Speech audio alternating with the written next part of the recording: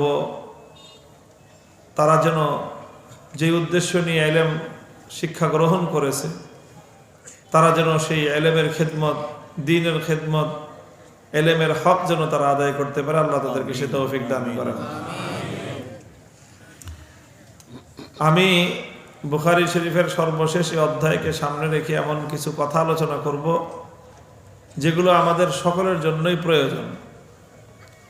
ইমাম বুখারী রহমতুল্লাহ আলাইহি তার সর্বশেষ এই যে অধ্যায়ে খুব গুরুত্বপূর্ণ একটা শিক্ষা উম্মতের কাছে রেখেছেন। সেটা হলো ইসলাম যে সকল বিষয় নিয়ে গঠিত। বাবু কওলিল্লাহি তাআলা ওয়া নাদাউল মাওয়াজিনাল কিসতা লিয়াউমিল কিয়ামাতি ফালা তুজলামু নাফসুন শাইআ ওয়া ইন কানা মিসকালা হাববাতিন মিন খারদালিন আতাইনা বিহা ওয়া কাফা বিনা হাসিবিন। যে আল্লাহ পাক রব্বুল আলামিন বলেছেন, কোরআনে কারীমে আল্লাহ বলেছেন যে আল্লাহ কিয়ামতের দিন মানুষের আমলকে মাপার জন্য ইনসাফের একটা পরিমাপ যন্ত্র আল্লাহ সাব্যস্ত করবেন। আল্লাহ বলেছেন যে এমন ইনসাফের সাথে আল্লাহ পাক বান্দার আমল মাপবেন, ফালা তুজলামু নাফসুন শাইআ, কোন মানুষ বিন্দু মাত্র অন্যায় এবং জুলুমের শিকার হবে না। কারো সাথে বিন্দু মাত্র অন্যায় করা হবে না, ঠকানো হবে না। ওয়া ইন কানা মিসকালা হাববাতিন মিন খারদালিন আতাইনা বিহা ওয়া কাফা বিনা হাসিবিন। আল্লাহ বলেন যে কোন বান্দার আমল যদি সরিষার দানা পরিমাণও হয়, আমি আল্লাহ ওই ছোট্ট ক্ষুদ্রাতি ক্ষুদ্র আমলটাকেও উপস্থিত করব এবং সেটাকে আমি পরিমাপের মধ্যে, ওজনের মধ্যে সেটাকেও আমি শামিল করে যার যার পাওনা পয়সা পয়সা করে আমি আল্লাহ প্রত্যেককে হিসাব বুঝাই দেব। ওয়া কাফা বিনা হাসিবিন। হাজার হাজার কোটি কোটি মানুষ পৃথিবীর প্রথম দিন থেকে শেষ দিন পর্যন্ত দুনিয়াতে আসছে আর আসবে। এই প্রত্যেকটা মানুষের প্রত্যেকটা ছোট বড় আমল মেপে মেপে ওজন করে করে প্রত্যেকের পাওনা তাকে বুঝা দেওয়ার জন্য এই যে বিশাল কর্মযজ্ঞ, আল্লাহ বলেন এই এত বড় কাজ করার জন্য আমার কোনো কন্ট্রাক্টরের দরকার নাই, হেল্পারের দরকার নাই, সহযোগীর দরকার নাই, আমার কারো কোনো হেল্প এবং সহযোগিতার প্রয়োজন নাই। এই সমস্ত কাজ করার জন্য আমি আল্লাহ এবং আমার কুদরত একাই যথেষ্ট। কোরআনে কারীমের দ্বারা এই কথা সাব্যস্ত হয়ে গেছে যে আল্লাহ পাক রব্বুল আলামিন বান্দার আমল ওজন করে দেখায় দিবেন। ইমাম বুখারী রাহমাতুল্লাহি আলাইহি কথাও বলেছেন, শুধু আমল না, বান্দার মুখ থেকে যা কিছু উচ্চারণ হয়, যা কিছু কথা বের হয়, সেই কথাকেও আল্লাহ পাক কিয়ামতের দিন মাপবেন, মেপে বুঝায় দিবেন হিসাব। এখন আবার ওই যে কথা আসে যে কথা আবার মাপে কেমনে, কথার মধ্যে ওজন আসলো কোত্থেকে? তো এখানেও আরেকটা গল্প আছে, বলবো। বাদশাহ এক বাদশাহ, তো বাদশাহ ভালো মানুষ। বাদশার দরবারে একটা মন্ত্রী আছে, এটা একেবারে শয়তান মার্কা, ইবলিস মার্কা মন্ত্রী, নাস্তিক মার্কা মন্ত্রী। বাদশাহ ভালো মানুষ। তো বাদশাহ এক আল্লাহওয়ালা বুজুর্গের মুরিদ, ওনার সাথে সম্পর্ক রাখেন এবং বুজুর্গকে খুব মহব্বত করেন, ভক্তি করেন। বাদশার গায়ে একটা ফোড়া হয়েছে, ফোড়াটা ব্যথা হইতেছে। তো বাদশাহ হুজুরকে বলছে যে হুজুর, ফোড়াটা খুব যন্ত্রণা করতেছে, আপনি একটু ঝাড়ফুঁক করে দেন। তো আল্লাহওয়ালা বুজুর্গ মানুষ, তিনি কোরআনে কারীমের সূরাতুশ শিফা পড়ছেন। সূরাতুশ শিফা চিনেন? কারে কয়? সূরাতুল ফাতিহার অপর নাম কি? সূরাতুশ শিফা। সূরাতুশ শিফা পড়ছেন, আয়াতুশ শিফা পড়ে তিনি ফু দিয়ে দিয়েছেন। যেই নাকি হুজুর ফু দিতে দেরি, ও তো নাস্তিক, তো আগে থেকে খাড়া রয়েছে যে আজকে হুজুরে ধরবো। ও খপ করে হুজুরে ধরছে। এই যে আপনারা হুজুররা, আপনারা এই দেশটার জন্য সবচেয়ে বড় সমস্যা। হুজুররাই কি দেশের বড় সমস্যা। কি কি সমস্যা হুজুররা কই যে আপনারা বড় বড় পাঞ্জাবি গায়ে দেন, বাজারে কাপড়ের শর্ট ফেলা দিয়েছেন, আপনারা পাঞ্জাবি বড় বানায়, কাপড়ের দাম বাড়ছে, হুজুররা বলে পাঞ্জাবি গায়ে দেয় এটার লেগে। যত দোষ হুজুরের। আর কি দোষ করছি? পাঞ্জাবি তো কাপড়ের দাম বাড়াইছে, আর কি করছি? এই যে আপনি একটা কাম করলেন, ফু দিলেন একটা, এটার কোনো ভ্যালু আছে মিয়া? বিজ্ঞানের যুগ, আধুনিক যুগ, শিক্ষার যুগ, আপনি এখনো সেই কুসংস্কারের মধ্যে পড়ে আছেন। কি কুসংস্কার? দেখেন বাচ্চার এখানে হয়েছে ফোড়া, ফোড়া মানে এটার ভিতরে পুজ হয়েছে, পয়জন জমছে, এই পুজ আর পয়জন বের করতে হবে, এটা ফোড়া ভালো হয়ে যাবে। আপনি ওগুলো না করে কি করলেন? দিলেন একটা ফু। তো ফু একটা বাতাস, বাতাস তো বাতাসের সাথে মিলে গেল, বাচ্চার এই ফোড়া ভালো হবে কেমনে? যত সব এই হুজুররা আছে খালি উল্টা পাল্টা কাম আছে না? নাই কিছু মানুষ এরকম হুজুর করে দেখলে অ্যালার্জি চুলকায় শরীরে, আর বিশেষভাবে আম করে দেখলে আরো বেশি চুলকায়। কিছু মানুষ আছে আমার নাম শুনলেই চুলকায়। যত নাস্তিক মার্কা, মুরগি চোরা, হাঁস চোরা, গরু চোরা, ছাগল চোরা যা আছে, এগুলি আমার নাম শুনলেই চুলকায়। আর আমরাও বলি চুলকাইতে চুলকাইতে সারা শরীর খামসা শেষ করা ফেলাইবি, চুলকা দিয়েও বন্ধ হবে না, আমাদের কথা বলাও বন্ধ হবে না, আমাদের আন্দোলন সংগ্রাম বন্ধ হবে না ইনশাআল্লাহ।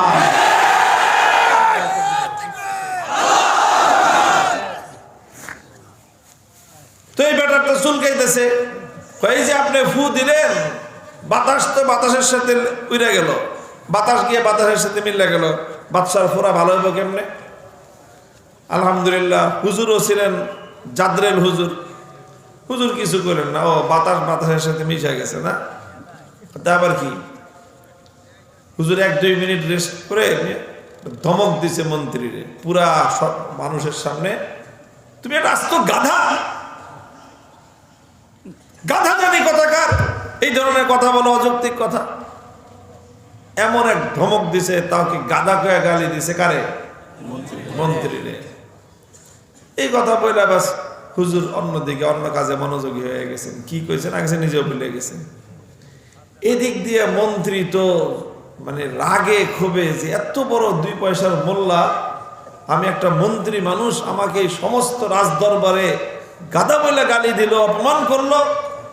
সে রাগে ক্ষোভে খালি ফাটতেছে, চেহারাটা লাল হয়ে গেছে, সারা শরীর তার কাঁপতে আরম্ভ করছে, রাগে ঘাম ঝরতেছে।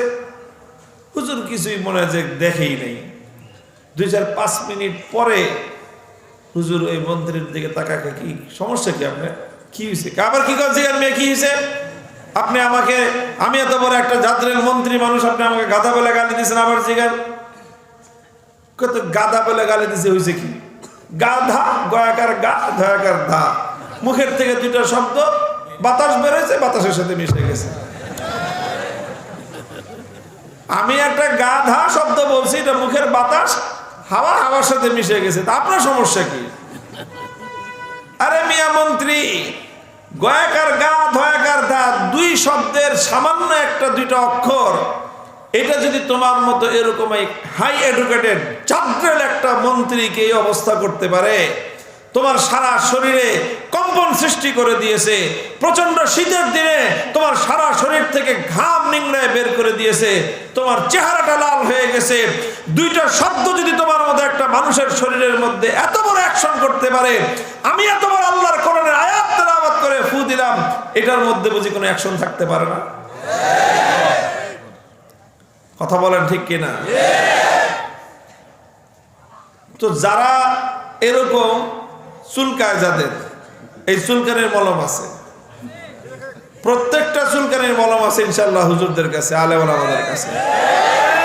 যারটা মলম দিয়ে সারে তারা আমরা মলম দিই, যারটা মলম দিয়ে সারে না, আর অপারেশন করতে হয়, অপারেশন করে দিই। অপারেশন করতে গেলে অনেকে আবার লাফালাফি করে, করবে কিনা? অপারেশন মানেই তো হলো ছুরি দিয়ে কাইটা শরীর থেকে অপারেশন করে বিষাক্ত পুষ বের করতে হবে, লাফালাফি করবে, জানি আমরা। লাফালাফি করলে আবার এটাকে থামানোর 2টা সিস্টেম আছে, একটা অ্যানেস্থেসিয়া দিয়া ওরে বেহুশ করে তারপরে অপারেশন করা, আর এটা যদি ছোটখাটো অপারেশন হয় ঠাসা ধরে তারপরে ওরে আমরা অপারেশন করি। বুঝতে পারছেন কথা? যাদের যাদের চুলকানি হয়, যাদের ইসলামের কথা শুনলে নানা ধরনের অ্যালার্জির উপদ্রব হয়, আল্লাহর কোরআনের কথা শুনলে যাদের শরীরের মধ্যে নানা রকমের রোগের প্রাদুর্ভাব তৈরি হয়, প্রত্যেকটা রোগের ঔষধ ইনশাআল্লাহ উলামায়ে উম্মতের কাছে আছে। খালি কইবেন, আমাদের খবর দিবেন, হুজুর এখানে একটা অপারেশনের রোগী আছে, দেখবেন কেমনে ধইরা অপারেশন করে ভালো হলাম ইনশাআল্লাহ। আর আপনারা থাকবেন লাফালাফি করলে খালি যাইতে ধরবেন। আছেন তো? প্রস্তুত থাকবেন তো ইনশাআল্লাহ?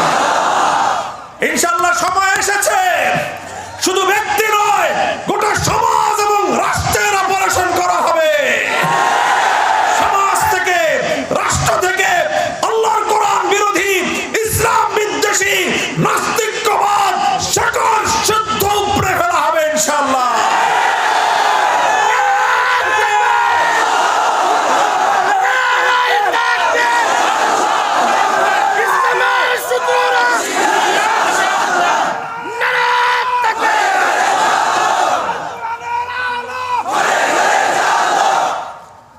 মুহতারাম হাজিরিন, এই জন্য বলতেছিলাম আল্লাহ পাক রব্বুল আলামিন বান্দার কথার মধ্যে ওজন রাখছেন, বান্দার আমলের মধ্যে ওজন আছে, বান্দার কথার মধ্যে ওজন আছে, বান্দার আমলের মধ্যে ওজন আছে, এবং সেই ওজন আমার আল্লাহ পাক রব্বুল আলামিন কুদরতের মাধ্যমে সেটাকে পরিমাপ করবেন। যারা নিজের ক্ষুদ্র মাথায় বুঝে আসে না বইলা, নিজের ব্রেনে ধরে না বলে যারা অস্বীকার করো, এটা তোমাদের বোকামি ছাড়া আর কিছুই না। দুনিয়ার সব মানুষ সবকিছু বুঝে না, কথা বলেন ঠিক না বেঠিক? দুনিয়ার সব মানুষ সবকিছু বুঝে এরকম কেউ আছেন বলতে পারবেন যে আমি দুনিয়ার সবকিছু বুঝি? বহু ছাত্র আছে, তার বাবার স্বপ্ন ছিল ডাক্তার বানাবে, তার বাবার স্বপ্ন ছিল ইঞ্জিনিয়ার বানাবে। ডাক্তার আর ইঞ্জিনিয়ার হইতে হলে আর্টস গ্রুপে পড়লে হওয়া যায়? বলেন জোরে, কি করতে হয়? সায়েন্স গ্রুপে পড়তে হবে, তারপরে তুমি ডাক্তার হও বা ইঞ্জিনিয়ার হও। আর্টস পড়লে তুমি হইবা সুশীল, বুদ্ধিজীবী, টকমারানি, বুঝেন নাই? এই আর্টসের সাবজেক্ট পড়লে এগুলো হওয়া যাবে, আর্টসের সাবজেক্ট পড়লে কি হওয়া যাবে না? ডাক্তার ইঞ্জিনিয়ার হওয়া যাবে না। ডাক্তার ইঞ্জিনিয়ার হইতে হলে সায়েন্সের গ্রুপে পড়তে হবে, আর সায়েন্সের গ্রুপে পড়তে হলে মেধা ভালো হওয়া লাগবে। অনেক তুখোর মেধা না হলে সায়েন্সের গ্রুপে চান্সই পাবে না, কথা ঠিক কি না? তো যারা নাকি সায়েন্সের গ্রুপে চান্স পাইলো না, কেন পাইলো না? কারণ তারা তাদের মাথা দিয়ে সায়েন্স বুঝে না, এই জন্যই তো। কথা বলেন ঠিক না বেঠিক? সায়েন্সের সাবজেক্ট তার বুঝে আসে না, এই জন্য টিচাররা ওকে সায়েন্সের গ্রুপে অ্যালাউ করে নাই। বলছে তুই আর্টস পড়, কয়েকদিন পরে পলিটিক্যাল সায়েন্স পড়বি, পলিটিক্যাল সায়েন্স পড়ে তারপরে তুই রাজনীতিবিদ হয়ে তোর বেশি কিছু করার লাগবে না, খালি দুইটা পিস্তল চালাইতে পারলে তুই হয়ে যাবে। যা, কথা ঠিক কিনা? তো মুহতারাম হাজিরিন, আরে এটা তো একটা সাধারণ কমন সেন্সের কথা, কমন সেন্সের কথা। দুনিয়ার সব মানুষ সবকিছু বুঝে না। তো তোমার যেটা বুঝে আসে নাই, তোমার বুঝে না আসলে তুমি সেটার বিরুদ্ধে অস্বীকার করে বসবা, এটা তো একটা বোকামি ছাড়া কিছুই না। মরহুম হযরত মাওলানা আব্দুল গাফফার সাহেব হুজুর রহমতুল্লাহ আলাইহি, এই যে দেখছেন বুড়া মানুষ, এই নামগুলি কইলেই আব্দুল গাফফার রহমতুল্লাহ আলাইহি, আমরা ছোটকালে ওর আওয়াজ শুনতাম। ঢাকার আশপাশে ওয়াজ করতেন, প্রচুর মানুষ ওনার ভক্ত ছিল।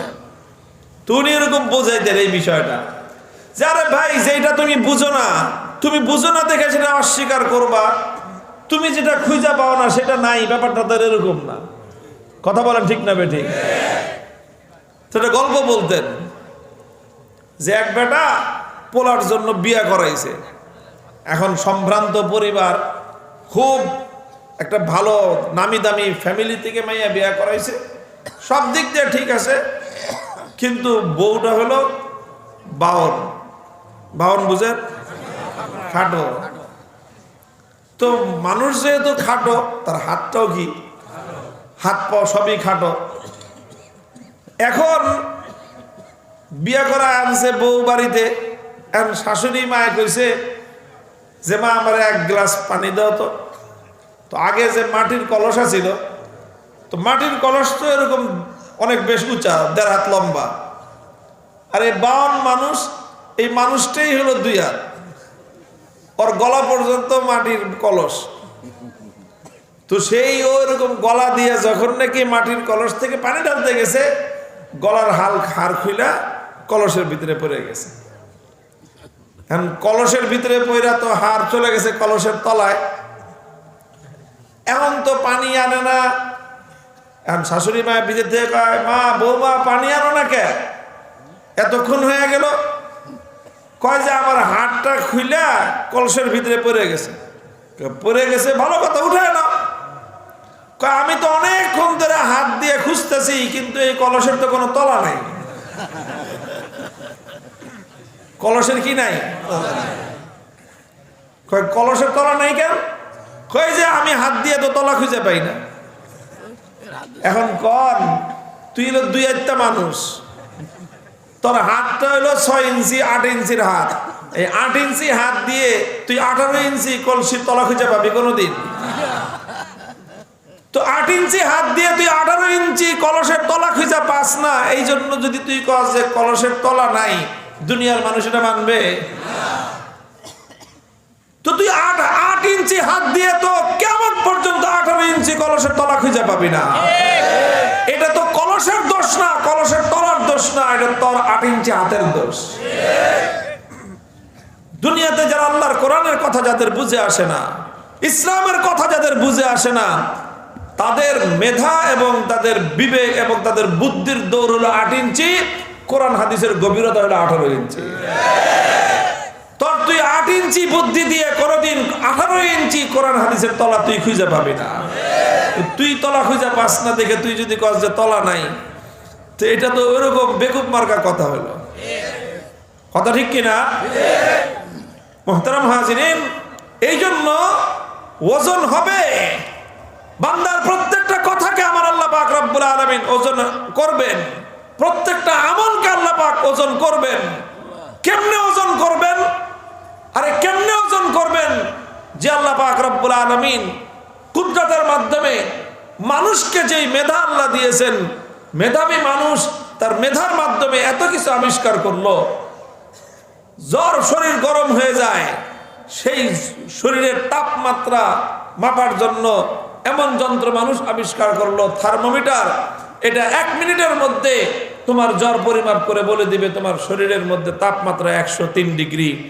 তোমার শরীরের ভিতর দিয়ে রক্ত প্রবাহিত হয়, রক্ত, ব্লাড, সেই ব্লাড কতটা গতিতে প্রবাহিত হচ্ছে মেশিন দিয়ে মেপে মুহূর্তের মধ্যে বলে দেয় যে ব্লাড প্রেশার 120/80, আপনারটা 130/90, আপনারটা হাই প্রেশার, আপনারা 160/110, তাড়াতাড়ি ওষুধ খান। আপনারটা লো প্রেশার, আপনারটা আছে 60/100, তাড়াতাড়ি ওষুধ খান। ব্লাড প্রেশার মাপার মতো রক্তের ভিতর দিয়ে, রগের ভিতর দিয়ে রক্ত প্রবাহিত হয়, সেই রক্তের গতি আপনারা পরিমাপ করতে পারেন। আপনার শরীরের মধ্যে ডায়াবেটিস হয়েছে, মুহূর্তের মধ্যে 1 মিনিটের মধ্যে পরিমাপ করে আপনি নিজে বলে দিচ্ছেন যে খাওয়ার আগে 10 পয়েন্ট, খাওয়ার পরে 14 পয়েন্ট, ডায়াবেটিস পরিমাপ করতেছেন। সব কিছু মানুষ পরিমাপ করার যন্ত্র আবিষ্কার করছে কি করে নাই? করতে করতে মানুষ এই পরিমাণ আবিষ্কার করেছে, দুধের সাথে পানি মিশানো হয়েছে। কিসের সাথে? দুধের সাথে পানি মিশানো হয়েছে। এখন এই দুধের সাথে পানি মিশানোর পর এটাকে যাচাই করার জন্য এমন মেশিন মানুষ আবিষ্কার করেছে যে সেই মেশিনটা দুধের মধ্যে দিলে মার্ক উঠে যায় যে কত পার্সেন্ট দুধ আছে আর কত পার্সেন্ট পানি আছে। তো দুধও একটা তরল জিনিস, পানিও একটা তরল জিনিস, তরলের সাথে তরল মিলল, দেখতে কালার ভিন্ন না, একই কালারের হয়ে গেছে। দুধের সাথে পানি মিশাইলে কেমন ভাবে মিশে, কালার আর ভিন্ন থাকে না, সবটাই একই কালার হয়ে যায়। মানুষ তুমি তোমার বুদ্ধির জোরে এমন যন্ত্র আবিষ্কার করলা, তরল থেকে তরলকে আলাদা করে পরিমাপ করে বলে দেয় যে দুধের পরিমাণ কতটুকু আছে, পানির পরিমাণ কতটুকু আছে। তুমি যেই মেধার দ্বারা তরল থেকে তরলকে আলাদা করে পরিমাপ করার যন্ত্র আবিষ্কার করতে পারলা, শরীরের মধ্যে রক্ত প্রবাহিত হচ্ছে, সেই রক্তের গতি পরিমাপ করবার তুমি যন্ত্র আবিষ্কার করতে পারলা, তোমার রক্তের মধ্যে সুগারের মাত্রা কতটুকু সেটা তুমি পরিমাপ করে যন্ত্র আবিষ্কার করতে পারলা, তোমার শরীরের তাপমাত্রা কতটুকু সেটা তুমি পরিমাপ করার যন্ত্র আবিষ্কার করতে পারলা। যে আল্লাহ তোমাকে এই বুদ্ধি দিলেন, এই মেধা দিলেন, সে আল্লাহ পাক রব্বুল আলামিন তোমার নেকি আর বদি কোনটা কতটুকু মাত্রা আছে পরিমাপ করে আল্লাহ পাক বের করার মতো যন্ত্র আবিষ্কার আল্লাহ করতে পারেন না? দুনিয়ার মানুষের কাছে কি মনে হয়? আল্লাহরে নিজেদের থেকে কম বুদ্ধিমান মনে হয় না? আল্লাহ পাক রব্বুল আলামিন বুঝার তৌফিক দান করেন। ইন্নাল্লাহা আলা কুল্লি শাইইন কাদির। আমার আল্লাহ পাক রব্বুল আলামিন মহান কুদরতের মালিক, মহান কুদরতের মালিক। যাই হোক বন্ধুগণ, এত কথা না, মূল কথা যে ফিরে আসি আমি আমার বয়ান শেষ দিকে। ইমাম বুখারী রাহমাতুল্লাহি আলাইহি উম্মতকে এই শিক্ষাটাই দিয়েছেন যে দেখো, যুক্তি বড় চটকদার জিনিস। দুনিয়ার দর্শন মানুষকে মোহিত করে দেয়, মুগ্ধ করে দেয়। যুক্তি দিয়ে মানুষ আলোচনা করলে মানুষ মুগ্ধ হয়ে যায়। কিন্তু মনে রেখো, যে যুক্তির পিছনে পড়ছে শেষ পর্যন্ত ধ্বংস ছাড়া তার কোনো উপায় নাই। তর্কের পিছনে পড়বা, ধ্বংস ছাড়া উপায় নাই। তুমি দর্শন শাস্ত্র দিয়ে সবকিছু বুঝতে চাইবা, ধ্বংস ছাড়া তোমার কোনো উপায় নাই। বিজ্ঞান দিয়ে তুমি যদি সবকিছু বুঝতে চাও, তোমারও ধ্বংস ছাড়া উপায় নাই। মুক্তির উপায় একটাই, মুক্তির উপায় একটাই, পরিত্রাণের উপায় একটাই। তুমি যদি মুক্তি চাও, সত্যকে যদি আবিষ্কার করতে চাও, সত্য পর্যন্ত যদি পৌঁছতে চাও, একমাত্র পথ কোরআন এবং হাদিসের অনুসরণ করা ছাড়া মুক্তি পাওয়ার ভিন্ন কোনো রাস্তা নেই। আমি দেখায় দিতে পারবো আমরা যুগে যুগে বিজ্ঞানের তথ্যের মধ্যে কত রকমের গরমিল হয়েছে। এই যে পৃথিবীটায় আমরা থাকি, এক সময় বৈজ্ঞানিকরা বলতো যে পৃথিবীটা ঘুরে না, পৃথিবীর চারপাশ দিয়ে সূর্য চন্দ্র ঘুরে। এরপরে আবার সেই থিওরি বৈজ্ঞানিকরা চেঞ্জ করছে। তারা বলছে যে না, চন্দ্র তার আপন জায়গায় থাকে, পৃথিবী চারপাশ সূর্য তার আপন জায়গায় থাকে, সূর্যের চারপাশ দিয়ে পৃথিবীটা ঘুরে। একবার কয় পৃথিবী ঘুরে, এরপরে আবার আরেক দল বিজ্ঞানী বলে সূর্য ঘুরে, এরপরে এখন এসে বলে চন্দ্র ঘুরে, সূর্য ঘুরে, পৃথিবীও ঘুরে, সবাই ঘুরে। বিজ্ঞানের থিওরি একটার পরে একটা পরিবর্তন হতে থাকে, কিন্তু আল্লাহর কোরআন 1400 বছর আগে যা বলেছে আজও তাই বলছে। 1400 বছর পরে একই বলবে। 14,000 বছর যদি দুনিয়া টিকে থাকে, আল্লাহর কোরআন যা বলেছে, আল্লাহর নবী যা বলেছেন, বিন্দু বিসর্গের পরিবর্তন করতে হবে না। এটাই চূড়ান্ত সত্যের মানদণ্ড। কোরআনের সাথে যেই কথা মিলে যাবে সেই কথা সত্য, কোরআনের সাথে যেই কথা মিলবে না সেই কথা মিথ্যা, অবাস্তব কথা। এই জন্য ইমাম বুখারী রাহমাতুল্লাহি আলাইহি উম্মতকে এই শিক্ষাটাই দিয়েছেন যে উম্মত গতি যদি সঠিক রাখতে চাও, গন্তব্য যদি সঠিক পর্যন্ত পৌঁছতে চাও, জীবনকে যদি সত্যের গন্তব্য পর্যন্ত পৌঁছাইতে চাও, দুই জিনিসের উপর নির্ভর করবা। কয়টা? তারাকতু ফীকুম আমরাইন লান তাদিল্লু মা তামাসসাকতুম বিহিমা কিতাবাল্লাহি ওয়া সুন্নাত রাসূলিহি। যেটা আল্লাহর পয়গম্বর বিশ্ব নবী মুহাম্মদ আরবি সাল্লাল্লাহু আলাইহি ওয়াসাল্লাম জীবন সায়ান্নে বলে গিয়েছেন, আমার উম্মতরে আমি তোমাদের কাছে দুটি জিনিস রেখে গেলাম, যতদিন পর্যন্ত এই দুই জিনিসকে তোমরা মজবুতভাবে আঁকড়ে ধরে থাকবা, ততদিন পর্যন্ত পৃথিবীর কোন শক্তি তোমাদেরকে পথভ্রষ্ট করতে পারবে না। এক নম্বর হলো আল্লাহর কিতাব কোরআনে কারীম, দুই নম্বর হলো আমার সুন্নাত হাদিসে রাসূল। এই জন্য ইমাম বুখারী রাহমাতুল্লাহি আলাইহি এই বিষয়টা সাব্যস্ত করার জন্য প্রথমে কোরআনের আয়াত এনেছেন, এরপরে দুই নম্বর দলিল এনেছেন আল্লাহর নবীর হাদিস। বলেছেন কালিমাতানি হাবিবাতানি ইলার রহমান খাফিফাতানি আলাল লিসান সাকিলাতানি ফিল মিজান। বলেছেন দুটি কথা এমন রয়েছে যেই দুই কথার তিন বৈশিষ্ট্য। এক নম্বর বৈশিষ্ট্য হলো হাবিবাতানি ইলার রহমান, সীমাহীন দয়ালু যে মালিক মাবুদ, ওই মালিকের কাছে বড় বেশি প্রিয়। 2 নম্বর বৈশিষ্ট্য হলো খাফিফাতানি আলাল লিসান, কথা দুটা উচ্চারণ করা খুব সহজ। ছোট্ট ছোট্ট দুটি কথা বলতে সহজ, মুখস্থ করতে সহজ, কিন্তু সাকিলাতানি ফিল মিজান, সাইজে ছোট হলে কি হবে, যখন এটা কিয়ামতের দিন পরিমাপ করা হবে এর ওজন অনেক ভারী হয়ে যাবে। কথার মধ্যে ওজন আছে না নাই? আল্লাহর নবীর হাদিস দ্বারা কি বোঝা যায়? কথা ওজন আছে না নাই? মিজান আছে না নাই? কোরআনের দ্বারা প্রমাণ হলো মিজান আছে, হাদিসের দ্বারা প্রমাণ হলো মিজান আছে। বাস ইমাম বুখারীর দাবি সব সাব্যস্ত হয়ে গেল, উম্মতকে তিনি যে জিনিস শিক্ষা দিতে চেয়েছিলেন সেটাও সাব্যস্ত হয়ে গেল। এবার হলো সেই শেষ দুটি কথা। একটা কথা হলো সুবহানাল্লাহি ওয়া বিহামদিহি, পড়েন সুবহানাল্লাহি ওয়া বিহামদিহি।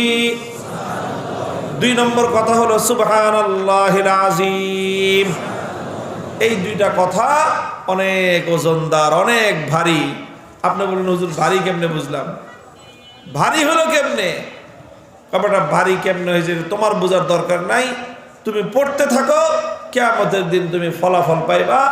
দেখবা যখন তোমার আমলের মধ্যে এই কথাগুলি থাকবে, এই কথাগুলি যখন নেকির মিজানের মধ্যে আল্লাহ দিবেন, দেখবা নেকির মিজান ভারী হয়ে গেছে। আল্লাহ পাক রব্বুল আলামিন আমাদের সকলের কিয়ামতের দিন নেকির মিজানকে আল্লাহ ভারী করে দেন। নেকির মিজানকে যেন আল্লাহ ভারী করে দিয়ে আমাদের সকলের জন্য প্রথম দফায় জান্নাতে যাওয়ার সুযোগ করে দেন।